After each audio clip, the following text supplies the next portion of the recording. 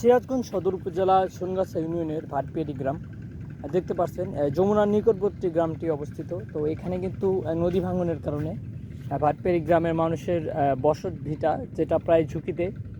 তো এখানকার যারা স্থানীয় মানুষ তারা এক একজন প্রায় 7 থেকে 8 বার তাদের বাড়িঘর নদীতে বিলীন হয়ে গিয়েছে। এইখানে নদী ভাঙতে ভাঙতে দেখেন ভাঙন অব্যাহত রয়েছে। কিন্তু এ পাশে কিন্তু রয়েছে ভাটপিয়ারি মাদ্রাসা, তারপরে এই পাশে কিন্তু রয়েছে ভাটপিয়ারি সরকারি প্রাথমিক বিদ্যালয়, যেটা নদী থেকে একদম নিকটেই দেখা যাচ্ছে এখান থেকে।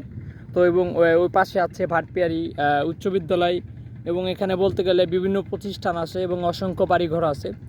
এখানকার স্থানীয় যারা তারা প্রায় বলতে গেলে তাদের ভূমিহীন অবস্থা, কারণ তাদের যা ফসলি জমি ছিল সবগুলো কিন্তু ইতিমধ্যে নদীগর্ভে বিলীন হয়ে গিয়েছে।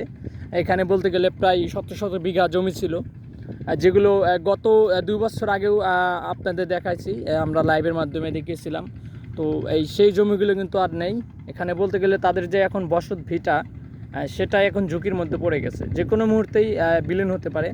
ইতিমধ্যে আমরা দেখতে পাচ্ছি পানি উন্নয়ন বোর্ডের কর্তৃপক্ষের জিও ব্যাগের কার্যক্রম কিন্তু অব্যাহত রয়েছে। দেখতে পাচ্ছেন এখানে সীমিত সংখ্যক জিও ব্যাগ দেখতে পাচ্ছি। তো আপনাদের দেখানোর চেষ্টা করছি যে এই যে যমুনা নদী, হ্যাঁ, এই যমুনা নদী কিন্তু মানুষের অনেক কিছু নিয়ে গেছে। হ্যাঁ, এখানকার মানুষের অনেক কিছু কেড়ে নিয়ে গেছে, কারো বাড়ি ঘর, আপনার জমি সব কিছুই কিন্তু নিয়ে গেছে। এই দেখেন এখান দিয়ে কিন্তু ফাটল হয়েই এই চাপগুলো ভেঙে ভেঙে যায়। হ্যাঁ, নদী ভাঙন অনেকে বলেন কিভাবে হয়, এই চাপগুলোই পড়ে যায়, দেখতে পাচ্ছেন। তো সকলে ভালো থাকবেন, সুস্থ থাকবেন। আজকের মতো এ পর্যন্তই। আল্লাহ হাফিজ।